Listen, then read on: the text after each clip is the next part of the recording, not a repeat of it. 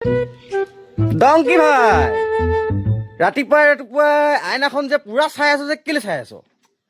কলে কি হব, দাড়ি এডালো নাই। লগৰ ল'ৰাবোৰে বিয়া পাতি এটা পাবই, এতিয়া মোৰ নাই, দাড়িয়ে ওলোৱা নাই।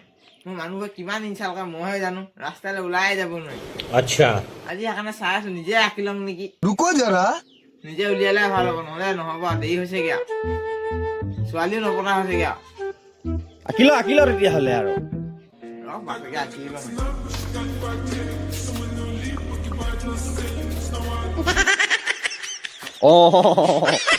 গ'ল দেই ডংকি ভাই, ভাল লাগিছে নকবি, বিৰাট ভাল লাগিছে। ছোৱালী একেবাৰে ফুটিব লাগিছে, বেলেগ পাকচোন এইটো।